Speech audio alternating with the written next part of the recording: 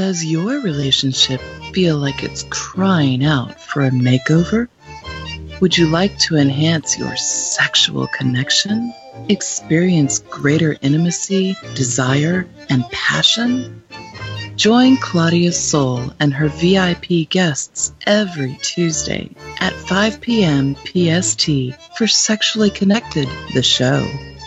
Tune in at sexuallyconnected.com and find out how to put the sexy back in your relationship.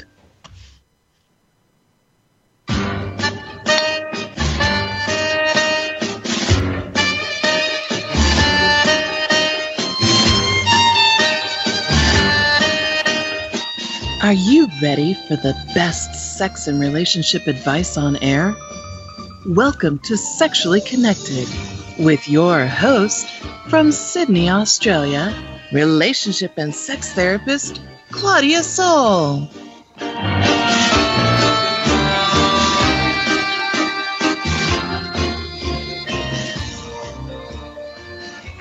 Welcome to another episode of Sexually Connected, the show where we put sex back on the menu in your bedroom.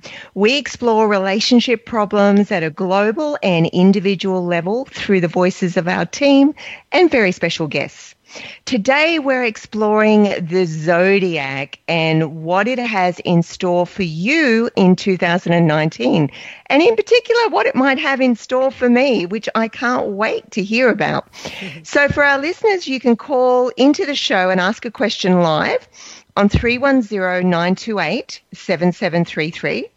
Or if you're outside of the United States, you can call in on +1 310-928-7733. You can also email all questions to questions@sexuallyconnected.com. I check those regularly throughout the broadcast. And remember, if you miss any of today's show, you can catch it and all of the other episodes on iTunes, Google Play, Stitcher, TuneIn, Spotify, and iHeartRadio. And really exciting, on February 1st, we're launching a really amazing new website. It's under construction at the moment, and you will be able to listen to all the shows directly from the website, which is just amazing. Any of the episodes, you'll be able to listen directly and also subscribe. And we'll be launching our really special magazine as well, Sexually Connected Monthly. But I'd like to introduce my co-host for today, Mr. John O'Hare from Sydney, Australia. John, how are you today? I'm really well, Claudia. How are you? Good. Great to be here on a hot, sultry Sydney morning or afternoon. I know. It's kind of beautiful looking outside, but I'm sitting in air conditioning, so I'm really spoiled. But I've got to ask you this question because we know you got married really, not long ago. And I think actually Sonja might have been on that show from memory when you got married. Sonja was, yeah. Yeah, special guest today. So how's married life and the rosebud tree? Oh, it's fantastic. Yeah, well, I've been painting with my dad a cherry blossom tree, a Japanese cherry blossom mural on the wall of our dining room in celebration of the wedding and the nuptials. And I've got two little bluebirds on the tree now. It's looking beautiful. It is so beautiful. And for listeners who don't know, John, who's an Australian actor, producer here, and also has Opunski's Theatre, he got married in December, and to celebrate that, they've done this beautiful mural on their wall with these two little lovebirds. So you guys are all loved up, John. We certainly are. I love it. So loved up. The little bluebirds are very sexually connected, and so are the butterflies too.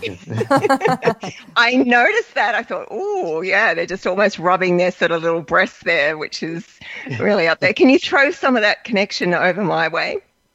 Yeah, I'm sending it now. I love it.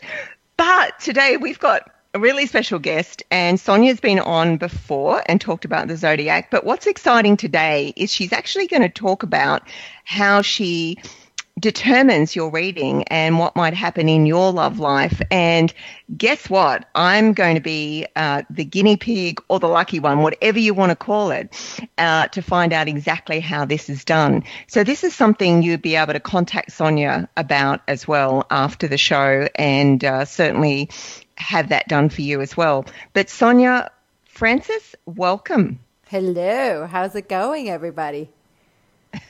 It's going well. And for the listeners, I also should say that Sonja is a very accomplished astrologer. She really knows her stuff. So we're in good hands in finding out different bits and pieces today, that's for sure. Thank you, Claudia. So Sonja. Hi, John. So overall, what is the world of the zodiac doing? Is there anything special about 2019 that we should be aware of in relation to love and the bedroom? That's a very loaded question. Very big question. I mean, I would say that right now, actually, we just had an eclipse in Leo on Monday, actually yesterday. And that eclipse is sort of like bringing out our, inner creative, joyful place in us. And that's also very much connected to our sexual side, right? Because when you're sexually connecting with someone, there is a lot of self-expression, there's a lot of joy in that and energy in that and really being present with another person.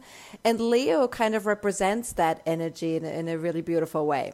So our joyful sexual connection with each other, or romantic connection with each other, is represented by that sign. And because we just had an eclipse in Leo, that would indicate, and especially because it was a lunar eclipse, which represents, relationships with other people, we get to see, how self-expressed are we, and how authentically connected are we with other people, and how creatively we're connecting with other people. And so this is really this eclipse. I mean, it just happened, so we're feeling it very strongly right now, but this eclipse is really something that will unfold over the next several months. And it's, in a way, it's sort of like the crescendo of an eclipse, how should I call it? Like a period of eclipses that started in February of 2017. So we've really kind of come to we've been through this phase of eclipses in those two signs, in Aquarius and Leo, and now we're kind of seeing the fruition of that, in a sense, within the next several months. So if there's something that has started for you in February of 2017 in regards to a romantic relationship, or in regards to wanting to be more self-expressed in your own relationship, or wanting to have more of a romantic sexual connection with your partner, then this is the time now where this is going to come to fruition. Wow. Okay. It's really interesting that you said that, Sonja, all of that, and the fact that this year is going to be about connection and a culmination of a whole lot of things that have been going on since 2017, because what I see very much out there is that relationships and maybe sexual connection haven't really been on the agenda as something to talk about. Everyone's been talking about health and wellness. That's been massive over the last couple of years.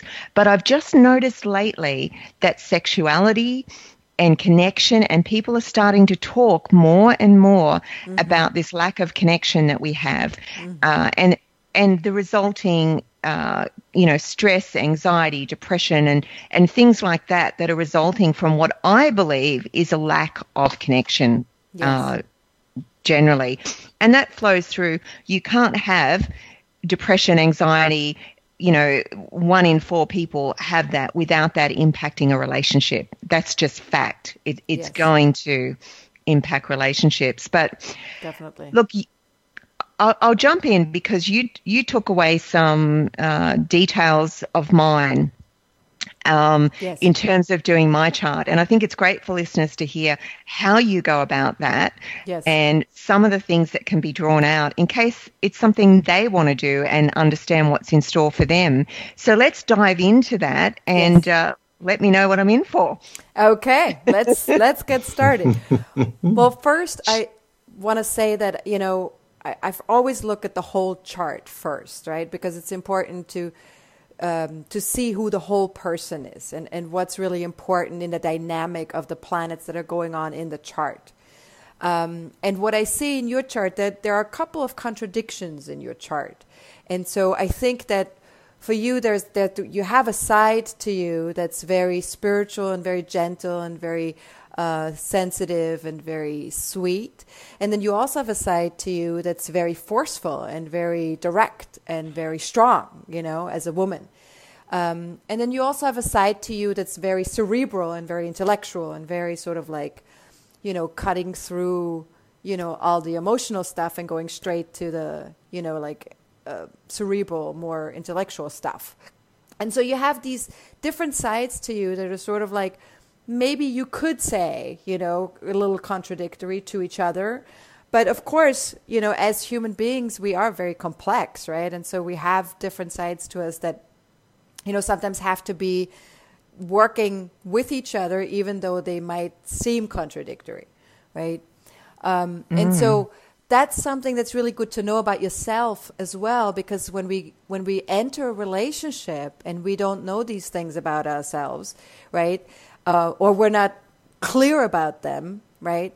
Then what can happen in the relationship is that we're thinking that, you know, we're not getting what we want from our partner because we show up in different ways at different times with our partner or with our relationship, right?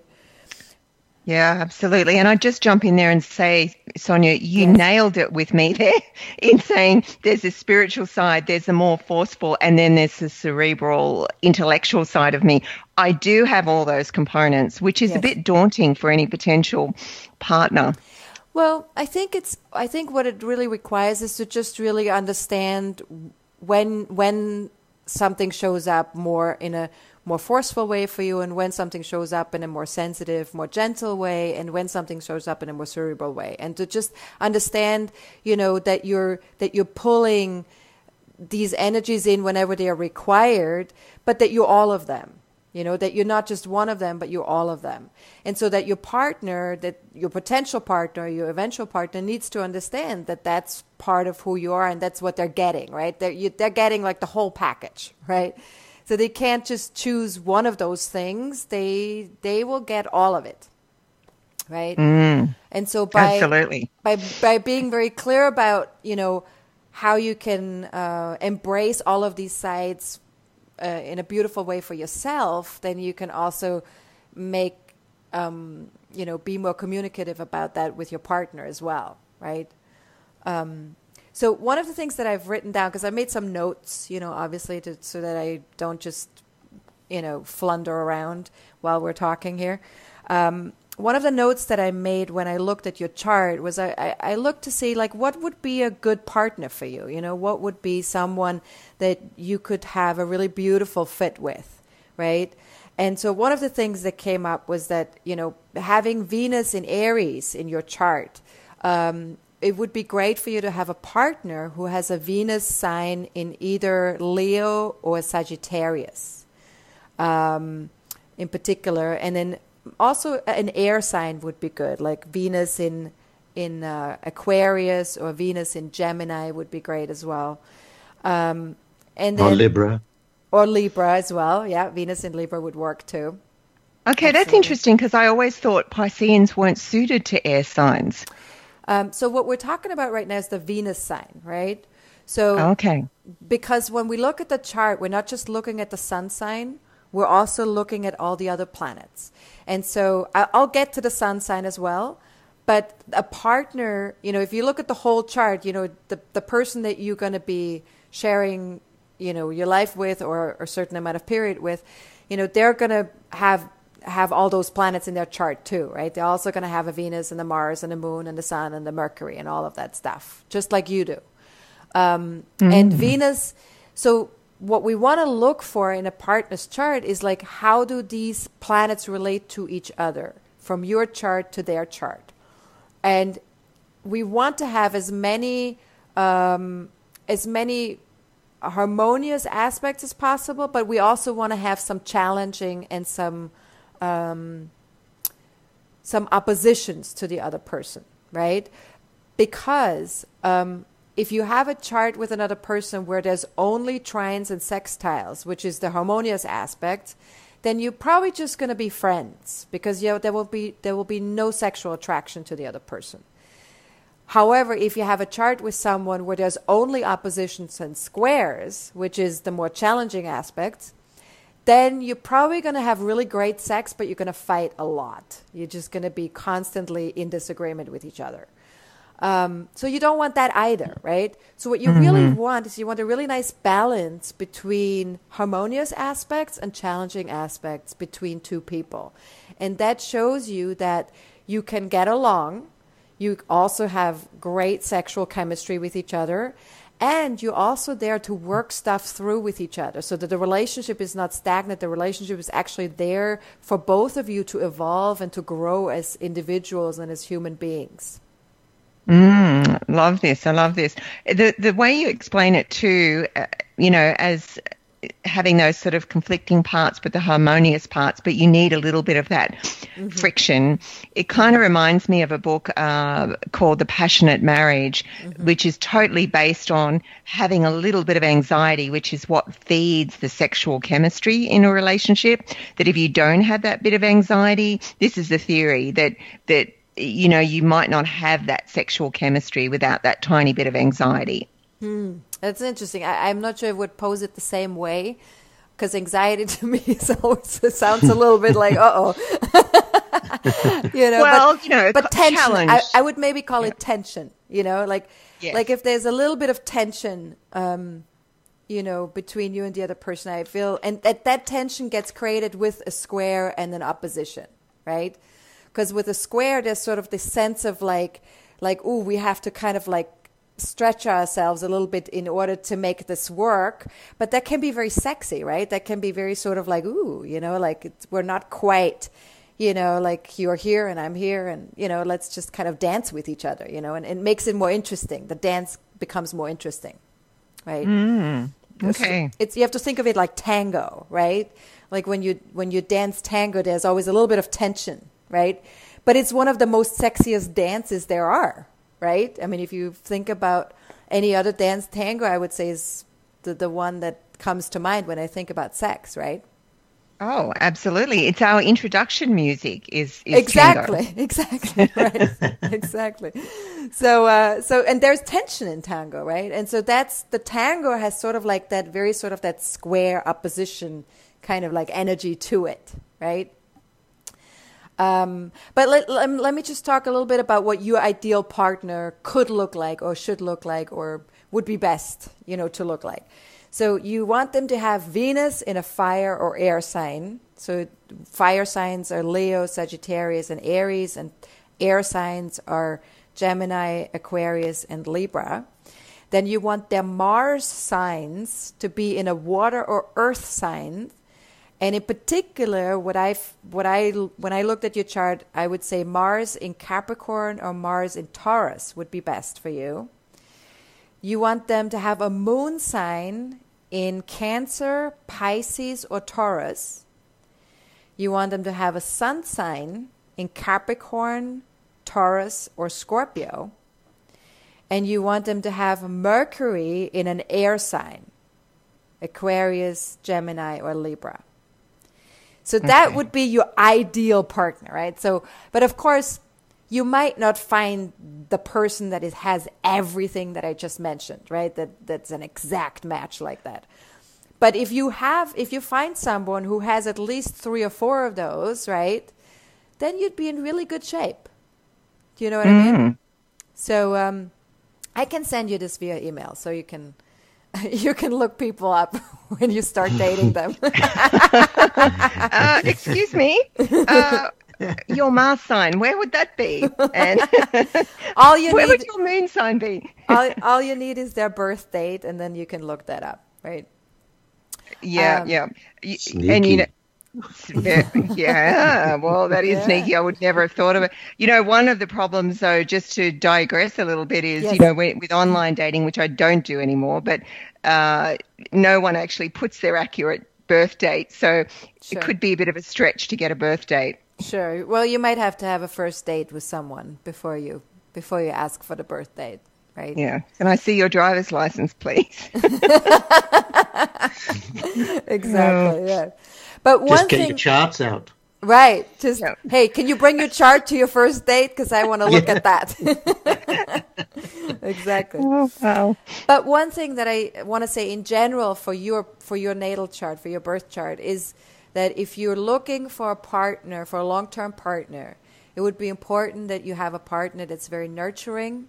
It would be important that you have a partner that also has a very individualistic approach to life, that is playful and creative, and someone who can really see you as an equal partner. So those would be the components of a really good partnership for you. This could be someone that if they have all of that, then they could be a long-term partner for you. I would say that's very accurate for me as well. Yeah. And it can be hard to find that nurturing aspect alongside those things, I think, which is, Yeah, but it's out there. It's out there. And the thing is, you have to remember that there's a lot of people out there in the world, and a lot of people are very complex. Even if you just see one side of a person once, they might show you a different side at another point, when you get to know them a little bit better, right? So people are complex, and just like you have a complex chart, with like that Venus in Aries and that moon in that Sun in Pisces, and then that moon in Cancer, and then you have Jupiter in Aquarius, and Mercury in Aquarius. These are very different energies, and you're not the only one who has a chart like that. So just keep that in mind. I think it's very handy, and I'm sure it would be for listeners. I know they get all of this, but I think having those 4 traits that you just listed, which is, needing, for me, someone that's nurturing, individualistic, playful, creative, and sees me as an equal. These are things I probably know in some ways, Sonja, but I think it's great for listeners to actually, who are unsure what it is they need in a potential partner. It's a great way to look at it, because I think when you meet someone, if you're online dating and you've had a chart done and you've got those 4 things in mind, it's probably an easier way to navigate, would certainly be for me, rather than thinking, is this person in Mars or whatever? But do they have the nurturing quality? Are they individualistic, or are they going to be really sort of needy and dependent? Yes.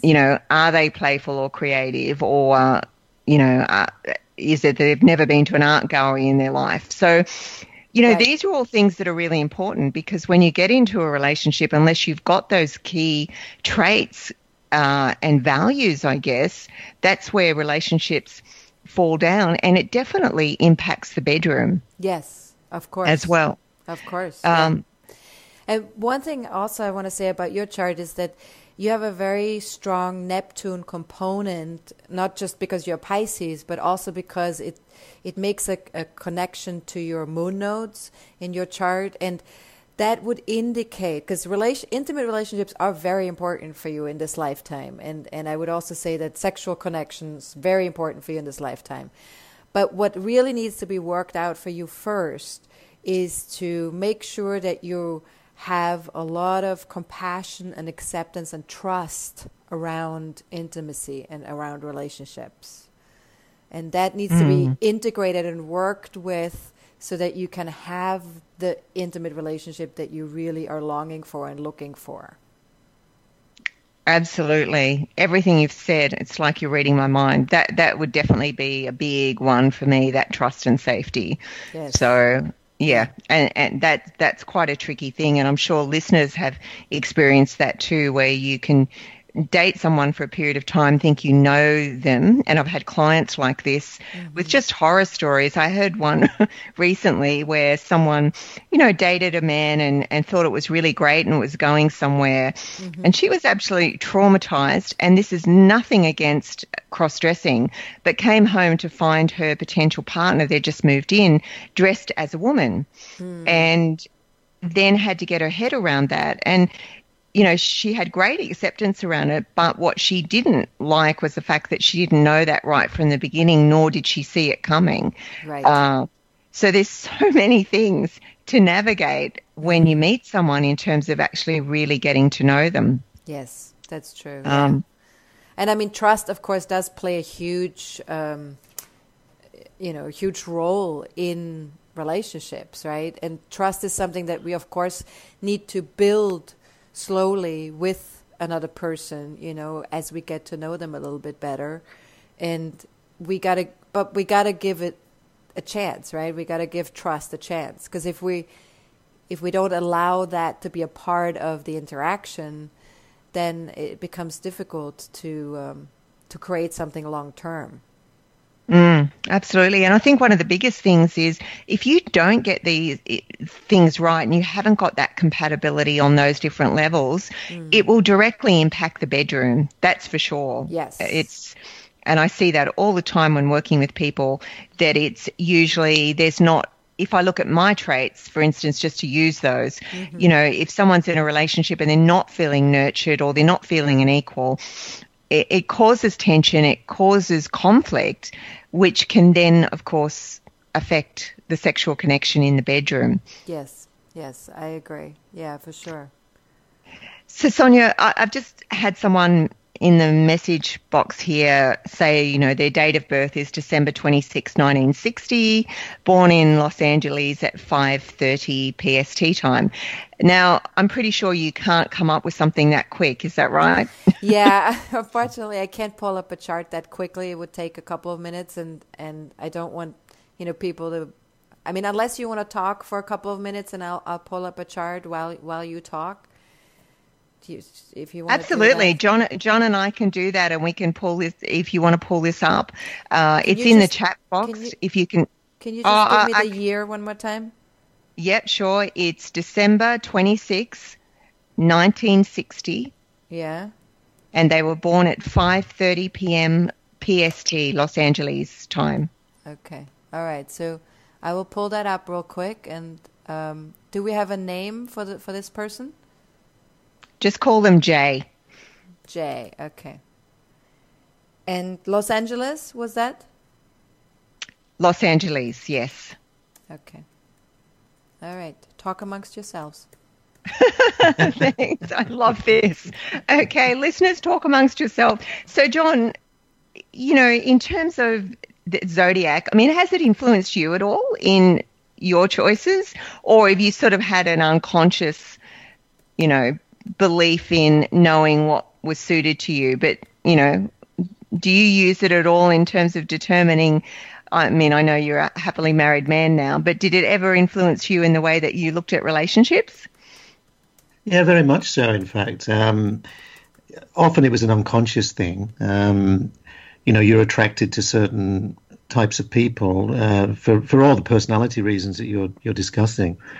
And it turns out that their star charts are very similar. And just the basic star sign, the one that we all know, you're Libra, Aquarian, a Taurian, a Piscean. I was often attracted, a lot of my girlfriends in my early teens were Aries. Aries is also my mum's star sign, interestingly enough, but it's the opposite star sign to Libra. And, on a very basic level, opposites attract. So I had a very strong air sign, fire sign, passionate, sex and passionate relationships. And then I sort of moved on from there and wanted different types of relationships. And the Arians tended to drift out of my life as far as partners was concerned. It's very, very interesting, but it's usually after the fact. But Sonja read my charts off air last time we were on, and they were uncannily accurate about my personality types and certain aspects of my personality and traits and history. So much so that I've become more and more interested in Sonja's work. Thank absolutely. You, John. Thank you. Yeah, look, for me too, because just when Sonja started then and she said, I have these different sides, the spiritual, the forceful side and the cerebral side, that is literally me to a T. I do have all of those things, and the spiritual side of me sometimes people don't expect because they see me as more assertive, this confident, intelligent person, but when they realize that spiritual side is there, they get a little bit of a shock. And Well, it was fascinating, Claudia. As Sonja was describing those traits, I was going, that's Claudia. That's the Claudia I know. Yeah, perfect. So accurate, and those lovely complexities and contradictions make up your full and rich personality, and why you're so attractive as a human being, and so charismatic. Yeah, and that's something that's really important to remember, right? Is that our complexities that we have, even if there are contradictions, that's what makes us interesting, right? That's what makes us who we are and makes us different from other people, right? Absolutely. Well, thank you, John. My ego has just gone through the roof. Yeah. The room's now not big enough. But it can mean that you are, as a woman, it can, present challenges, because having all those aspects to you, it does make you more complex, but it does bring with it this confidence that requires then a certain individual to be able to complement that, So it's definitely not an easy one. Yeah. Well, just so you know, I pulled up the chart for our listener who was born on December 26, 1960 at 5:30 p.m. Pacific time in Los Angeles. Did I get that correct? You did. Okay, great. So what was the question that we had for this listener? They were wanting to know what signs or combinations work for him. I think he's talking in relationships, compatibility. Right. Okay, so this person has Venus in Aquarius. So this would be someone who would do really well with a person who has Venus in an air sign or fire sign, like you, Claudia. And then, so Venus in Aquarius, Gemini, Libra, or Leo, Sagittarius, Aries. And then we have this person has Mars in Cancer. So they would be compatible with someone who has their Mars sign in water or earth signs, also like you, Claudia. So I'm wondering, is this a female or male listener here? you might want to meet this person. My potential compatible. Seriously. Oh, wow. So Mars in water signs would be, like Cancer, Pisces, or Scorpio. And then the earth signs would be Capricorn, Taurus, or Virgo, right? So that would be a good compatible sign for this person. And then as far as let's see, we have the moon sign. So the moon sign is important too. So they have moon in Aries.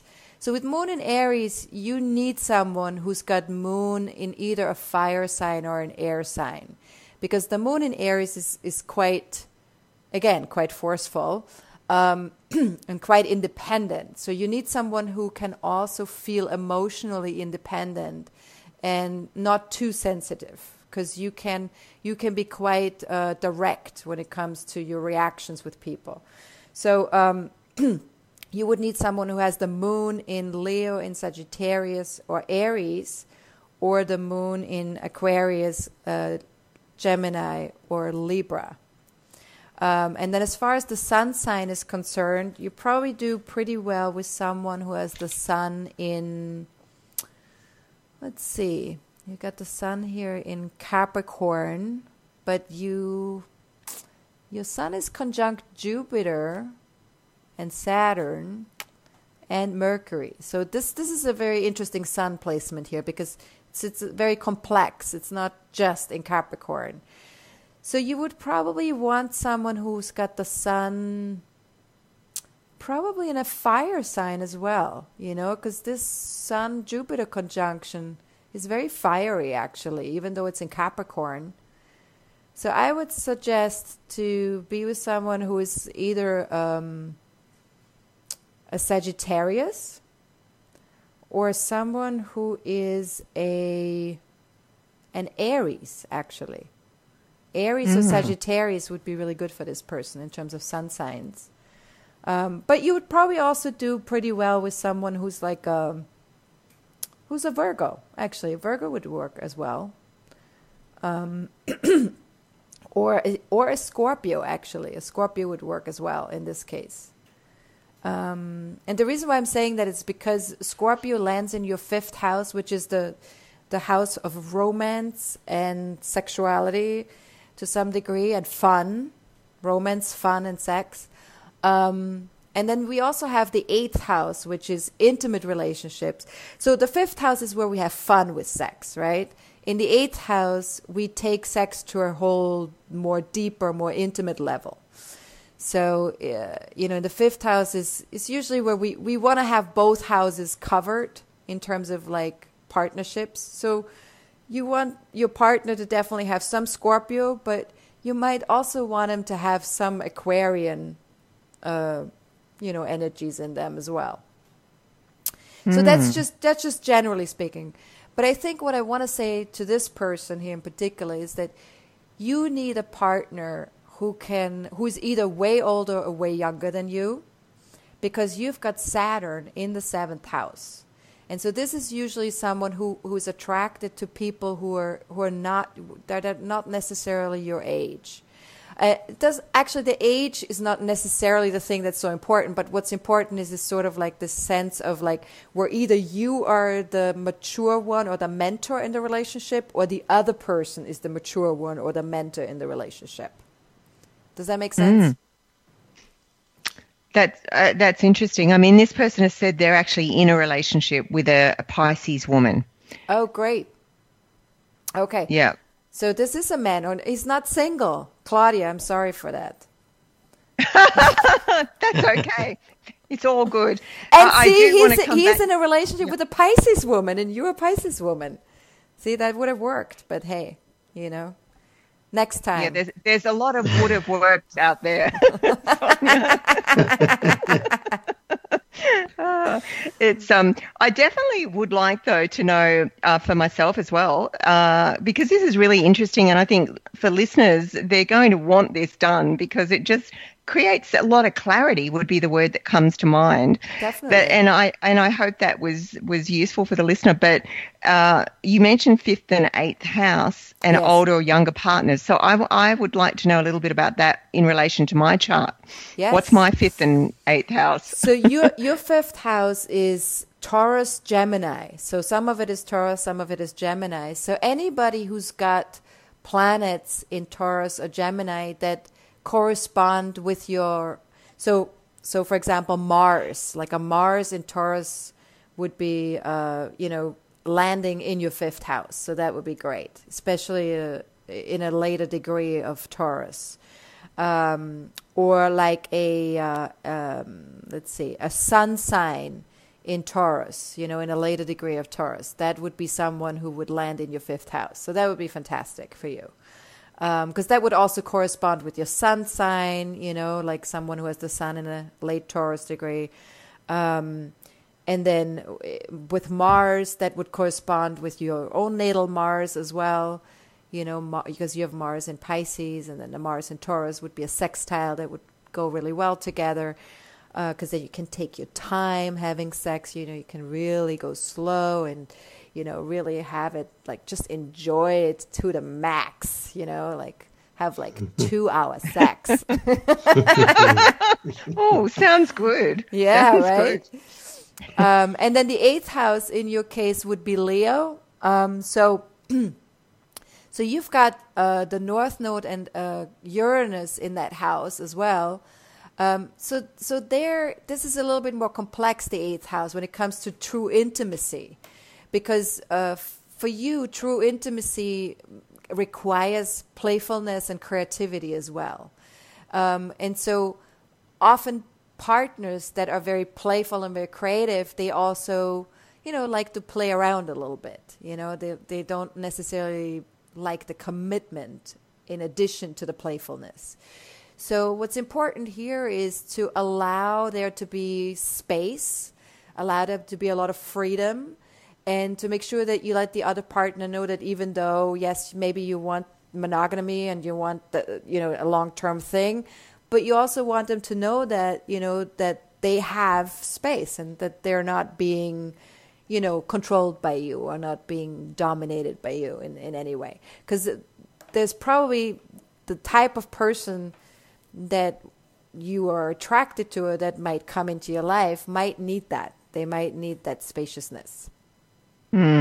Okay, interesting. And in terms of, you mentioned for the other listener, older, younger, does it give any indication of that in my chart? Well, Uranus, I would say, is probably more younger, on the younger side. It's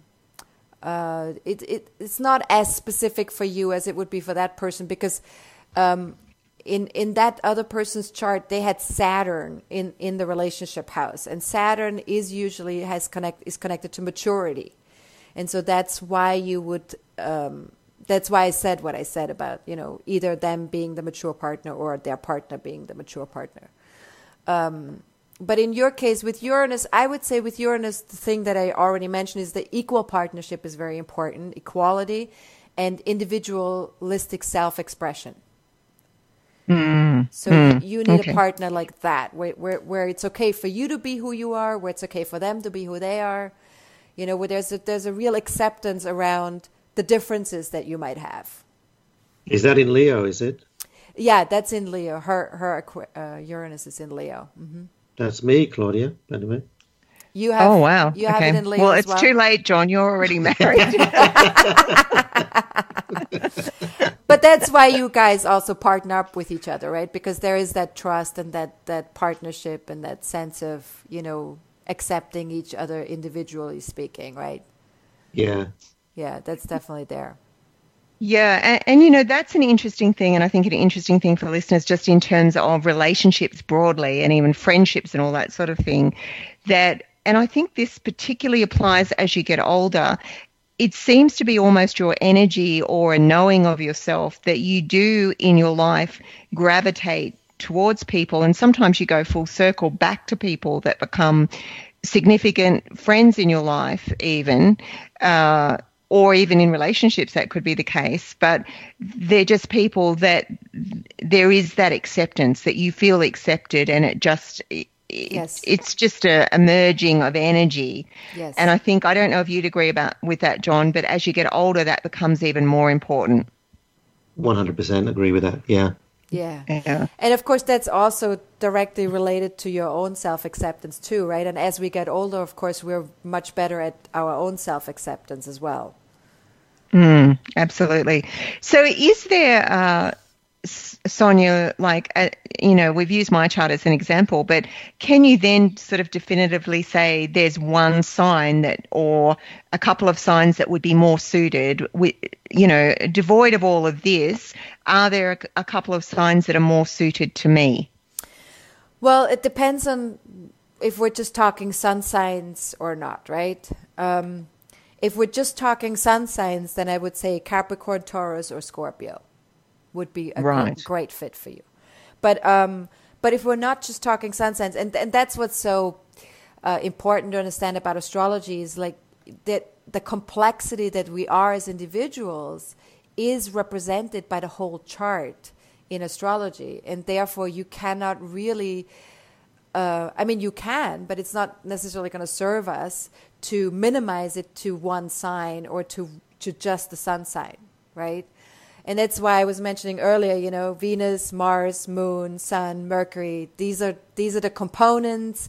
If you can find someone who can match with all of those things, fantastic. But if you can even just find someone who can match with a couple of things, a couple of those planets in a harmonious way, then that would be fantastic too, you know? Mm.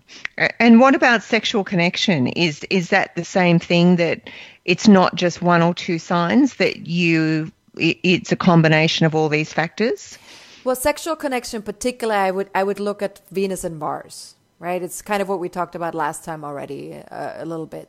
And so Venus and Mars would indicate how strong is your sexual connection. If those two planets are if they're both in squares and oppositions to each other, then your sexual connection is going to be way more hotter, but could also bring out problems within the relationship itself. When the Venus and Mars are both in harmonious aspects to each other, then you're probably going to harmonize with each other a lot more, but the sexual connection might be a little bit less hot. Might still be there, right? Because there might be other components that could create that sexual connection. If there's like a Pluto connecting to your Venus, or, you know, Uranus connecting to your Mars, or, you know, so there could be other things that could make it stir up the sexiness. But it depends, right? You'd have to always look at the whole chart. That's very important. You know, you cannot just look at one thing by itself. Could I ask a question, astrology for dummies? Yes. Would it be fair to say that because of the complexity of the chart and the fact that the charts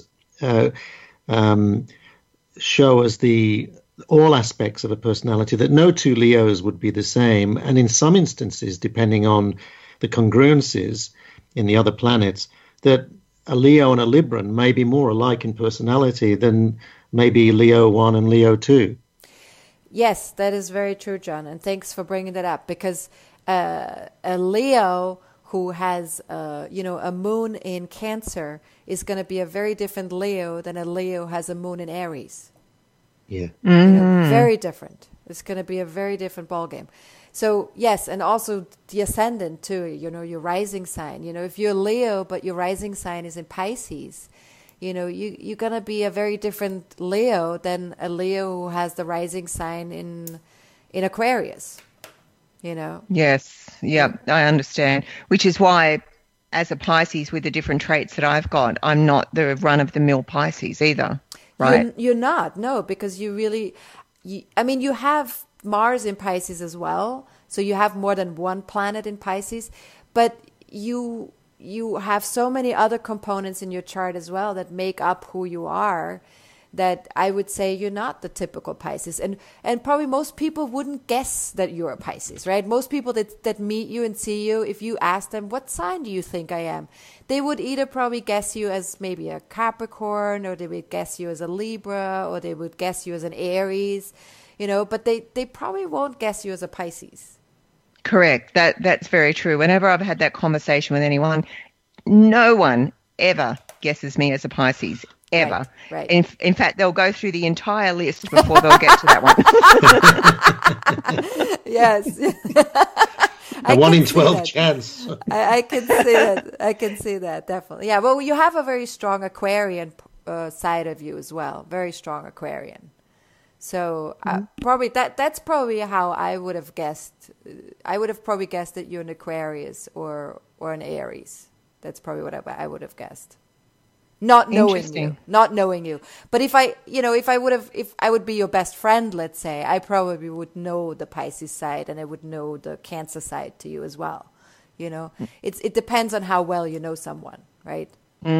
Absolutely. So when it comes to, if someone came to you, for instance, that had a issue in their relationship, and it was particularly around sexual connection or sexual issues or problems, would you be able to go into their chart, look at the different elements and go, I think this is what's going wrong? So it depends on whether the person is single or in a relationship. So if they are in a relationship, I would have to look at both partners' charts.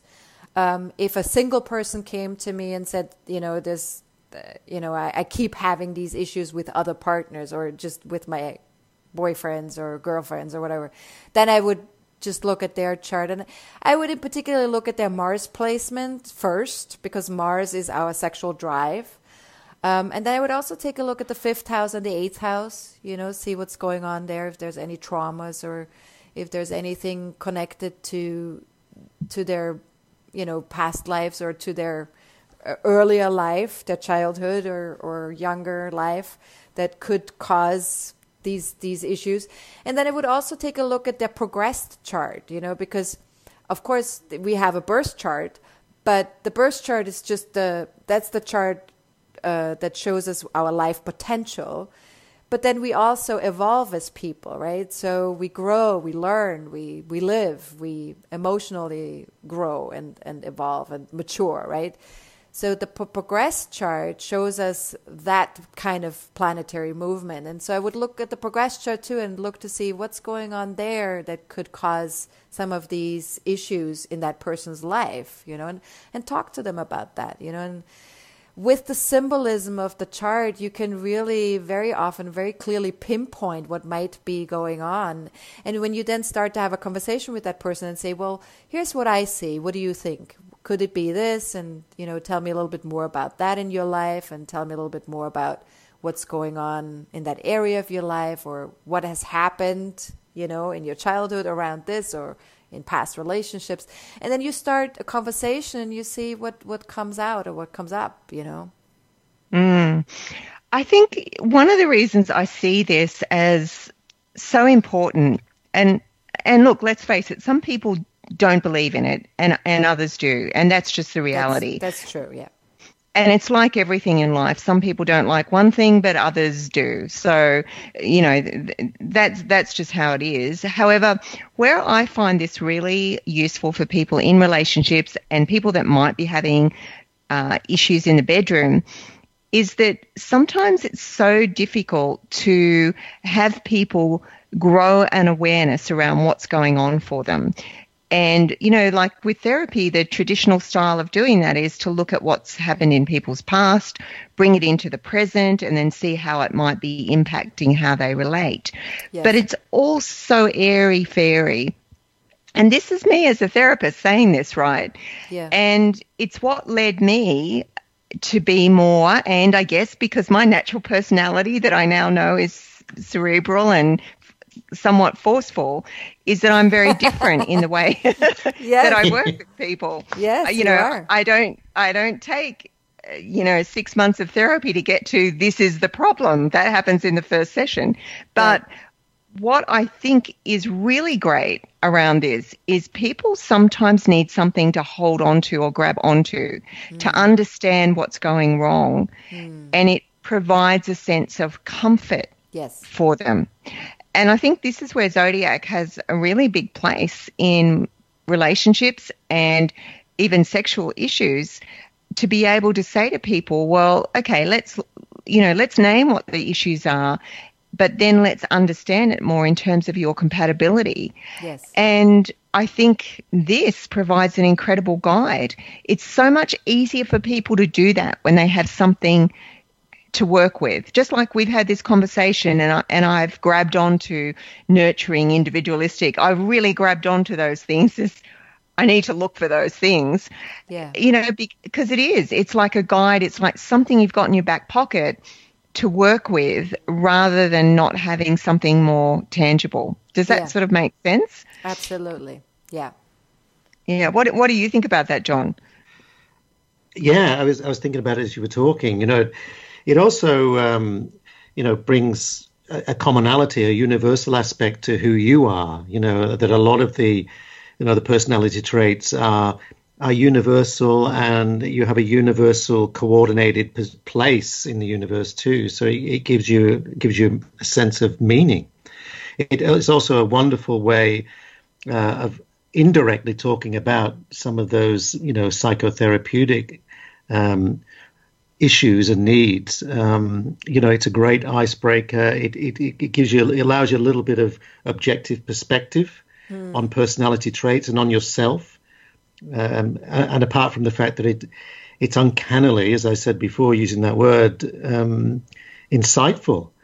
So it allows those conversations to be delved into on a very, very, very, very deep level without it seeming too personal, and confrontational. Yeah, very beautifully said, John. Absolutely, I definitely see it. Do you do very much of that sort of work at all, or is it more just individual readings that you do, Sonja? Right now, I really focus more on individuals, yes. But I offer couples readings, I offer compatibility readings, so I am very happy to do couple stuff as well with people. But right now, it's most of my clients, it's more one-on-one. And it's mostly that I really try to support people in understanding their own individualistic parts and facets of themselves, to bring a greater acceptance to themselves and help them integrate parts of their own personalities that maybe they have suppressed or that they've denied of themselves because it wasn't safe previously to own that part of themselves. And so through astrology, it's really beautiful that you can bring in some of these sides that have been neglected, that are a part of you, but that you have sort of like pushed to the curb because it wasn't really safe maybe in your community to express those things, or in your childhood, or but now as an adult you have more freedom to incorporate these things. Yeah, that's another thing I was about to say. The wonderful thing about astrology, it balances aspects of your personality because it has so many of the positive traits and things that you can work on that are positive and gives you direction and a guiding principle to the very positive aspects of who you are. Whereas I find psychotherapy often just seems to get caught up, focused on the negative aspects and what's wrong. I agree with that. I totally agree with that, John. And in fact, I think it's been the biggest problem, and why coaching took over is because there was that tendency to get caught up in therapy. And in fact, I'm here to tell you that clients will definitely take you there. They want to tell you their story and the negativity and everything about it. And, the way I work is constantly pulling them out of that because, as I say, there's three positions. There's the past, you can be standing where you are and be stuck, or you can move forward. Which do you choose? And it's about giving people the tools to move forward. But Sonja, let us know how people would be able to get in contact with you if they did want either an individual reading or if it was a couple even that wanted to understand, or it's someone that wants to understand more about sexual connection. Yes. How can they get in contact with you? So I have several ways that people can be in contact with me. One is my website, obviously, which is AstrologerCoach.com. And then also I have a Facebook page, which is facebook.com/astrologercoach.Sonja Francis. And then I have a Twitter account and I have a YouTube channel. So these are all things that are, where you can get free stuff or where you can listen in on what's going on astrologically speaking. And if you want to do a reading, I actually wanted to offer something to the listeners today, which is 1 month's free star membership, which offers you a discount for readings. So if you wanted to jump in and do that, just send me an email to info@astrologercoach.com. Then just put star membership into the subject line, and I will send you a coupon via email so that you can get your 1 month for free. And then if you book a reading right away, you get a 10% discount on your reading. All right. And is that offer forever? Because I just remembered one of the things is this show goes out into all those platforms and it's out there forever. So if someone listens to it in 12 months' time. Yes. So let's pick a deadline. Let's say until the end of February 28th, 2019. Okay, so for the listeners, it finishes then. So if you listen to this episode in 2020, know that special list still is not going anymore. No. Okay. Sonja, it's been so great to have you today. And I really, again, love to have you back again at some time, because I enjoy this so much myself, and I'm sure the listeners do, but the relevance of it to what we do in terms of relationships and sexual connection and giving people a guide in their life is just brilliant. I love it. So closing thoughts, John? Thank you once again, Sonja Francis. Absolutely magnificent. Let's reach for the stars. Yes, John. Thank you very much. Let's reach for the stars. Reach for the stars. All right. So we'll be back next Tuesday, 5 p.m. PST time for another show.